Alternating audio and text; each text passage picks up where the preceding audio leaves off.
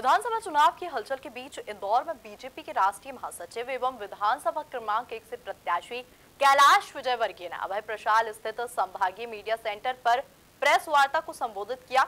यहाँ उन्होंने कांग्रेस पर जमकर निशाना साधा। देखिए एक खास रिपोर्ट। बीजेपी महासचिव कैलाश विजयवर्गीय की प्रेस वार्ता। कैलाश विजयवर्गीय ने कांग्रेस पर साधा निशाना।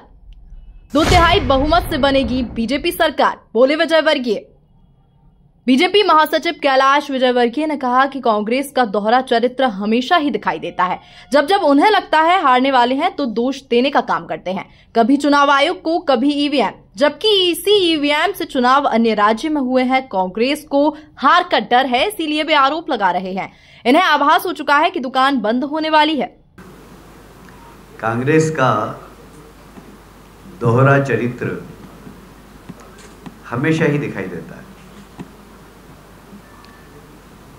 और जब जब कांग्रेस हारती है उनको लगता है कि अब हारने वाले हैं, तो दोष किस पे देते हैं? गरीब ईवीएम पे, चुनाव आयोग पे। अभी दिग्विजय सिंह जी ने कहा कि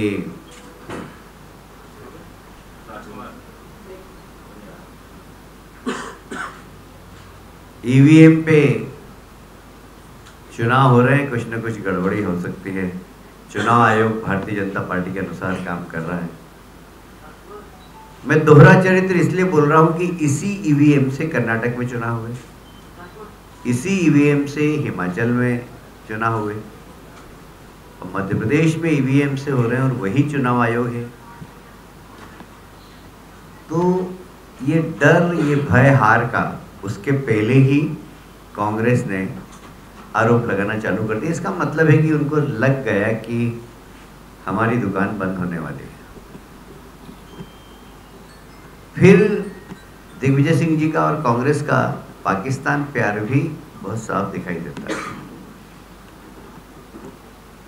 उन्होंने कहा कि पाकिस्तान और बांग्लादेश में तो ईवीएम से चुनाव ही नहीं होते।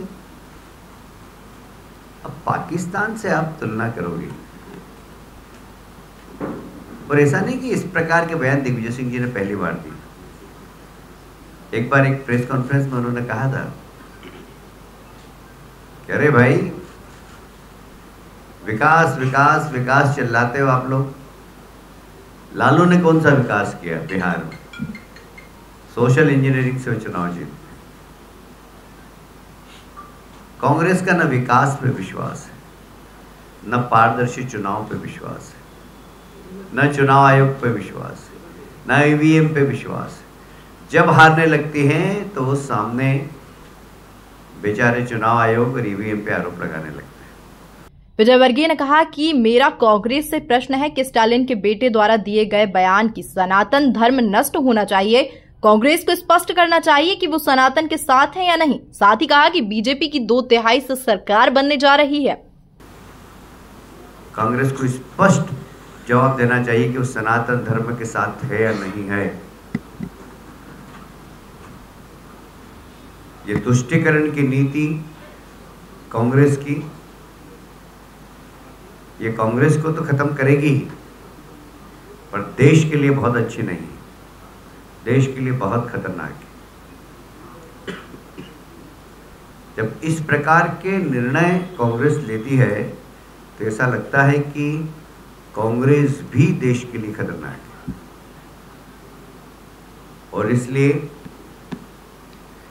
मुझे लगता है कि हम लोग सरकार तो बना ही रहे हैं और 2/3 बहुमत से बनाएंगे, पर कांग्रेस ने अपनी हार स्वीकार कर ली। आज कमलनाथ जी ने 2 बार ये बयान दिया कि राम मंदिर तो सबका है, भाजपा का कैसे हो गया? हमने कब कहा कि भाजपा का? राम मंदिर तो सबका ही। पर कमलनाथ जी, उस वक्त आप कहाँ थे जब सुप्रीम कोर्ट में हलफनामा दे रही थी कांग्रेस कपिल सिब्बल जी के नेतृत्व में 25 वकीलों की टीम कि राम काल्पनिक है, हनुमान जी काल्पनिक है, रामचरितमानस उपन्यास है। उस वक्त आप कहाँ थे? अब आपको हनुमान जी याद आ रहे हैं? अब आपको राम राम याद आ रहे हैं? अच्छा है, अभी आप राम राम जपते रहिए। आपकी राम राम जपने का ही समय है अभी।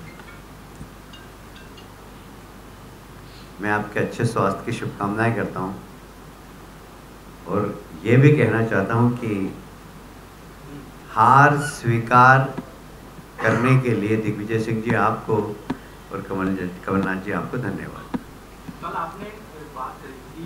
इस अवसर पर राष्ट्रीय पैनलिस्ट राकेश सिंह, प्रदेश सह मीडिया प्रभारी दीपक जैन टीनू, प्रदेश प्रवक्ता गोविंद मालू, नरेंद्र सलूजा, आलोक दुबे, सदस्य प्रेम व्यास मुख्य रूप से उपस्थित रहे। Bureau report MP news, Indore.